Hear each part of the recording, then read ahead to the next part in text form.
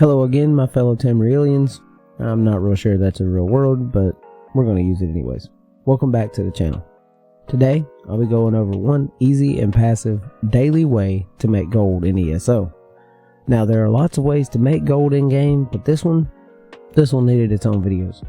So without further ado, let's jump right into it.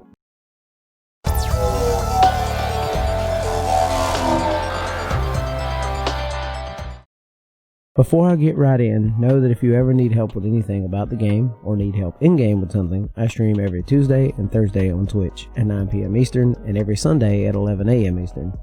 We also have a community Discord that I'm working on. You can jump in there and ask your questions as well. Feel free to come have a chat and just hang out. Links for all these will be in the description down below.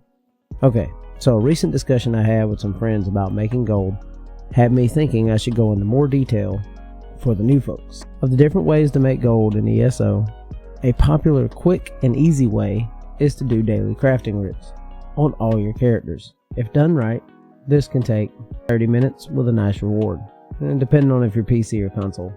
For starters, if you haven't done so already, you need to create all of your characters now. I recommend doing one of each class and race, because why not?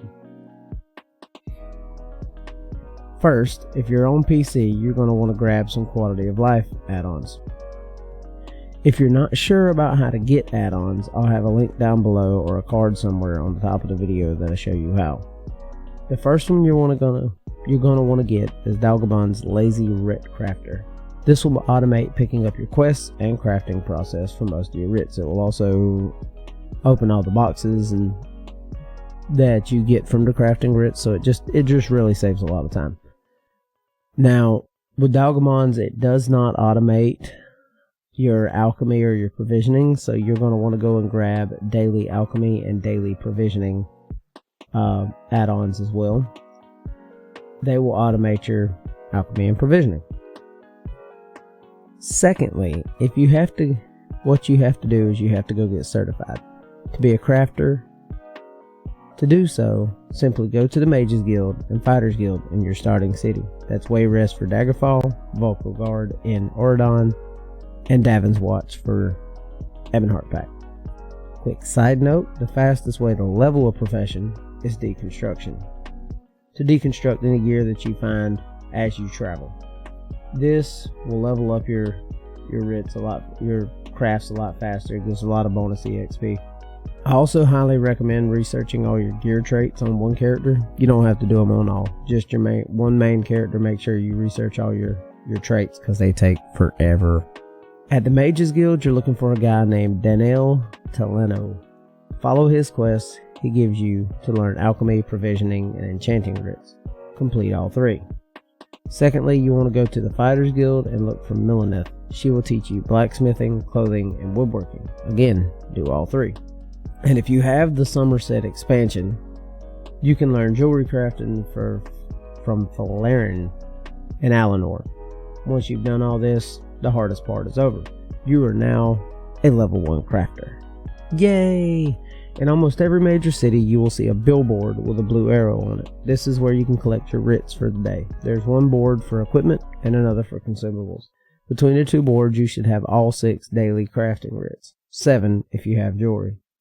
Now for me, I tend to keep all my characters parked in Alinor, which is here.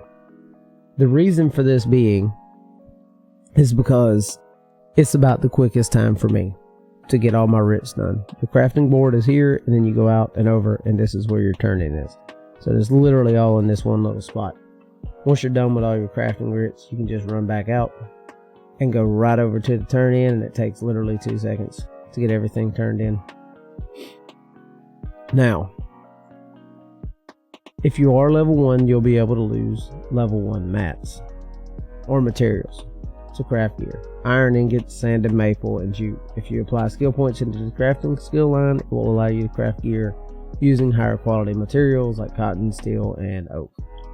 As you level, you'll add more points into these, and the higher your crafting skill for a particular craft is, the better the rewards you'll get from your turn-ins for your daily crafting writs.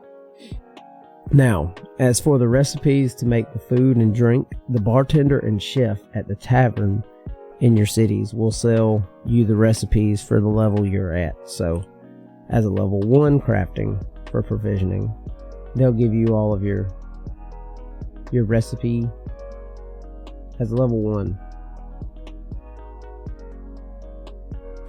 With up to level 19, they'll have all your daily writs for that, your recipes for those daily writs. And then as you put more points into this recipe improvement, the more they'll have.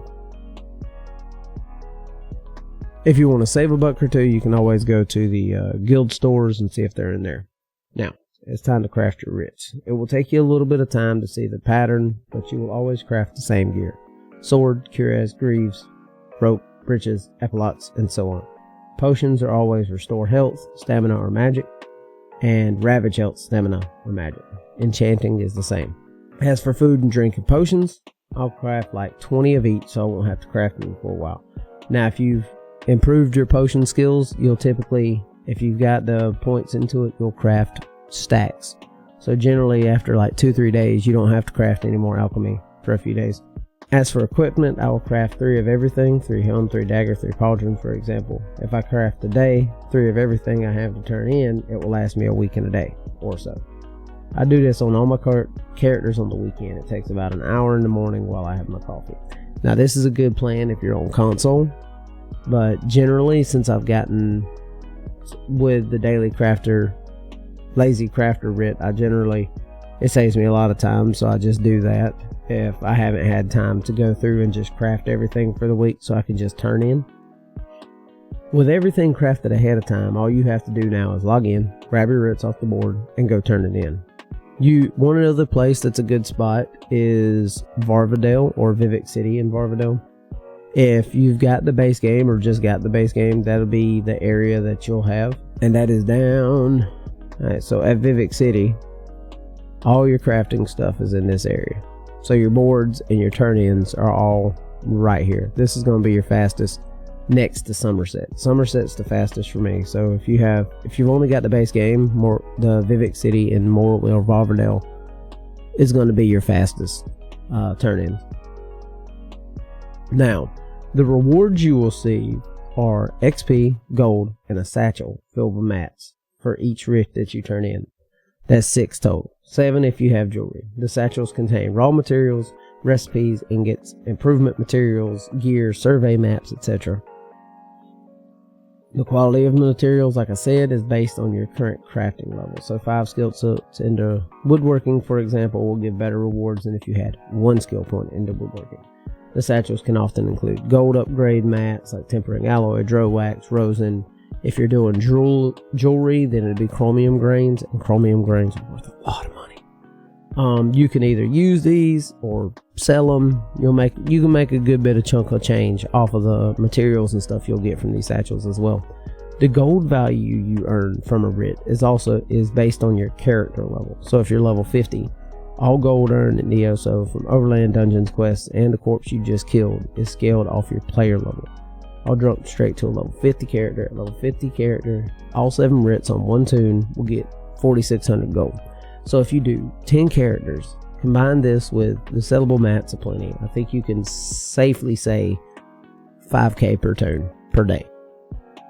So if you do 10 characters, all at level 50, you would earn 50k gold in a day in about 30 minutes. Some people see this as a chore, but all forms of income in ESO are a chore, one way or another. Honestly, if you did what I mentioned above and pre-craft a week's worth of writs on the weekend, then it's the load screen in and out of the game while you switch characters and enjoy your current beverage that takes longer than the writ itself. Now, cheers you savages, and we will see y'all in the next video. If this video has helped you, be sure to hit that like button down below, subscribe to the channel, and hit those notification bells for more videos that I have to come. Till next time, y'all take it easy.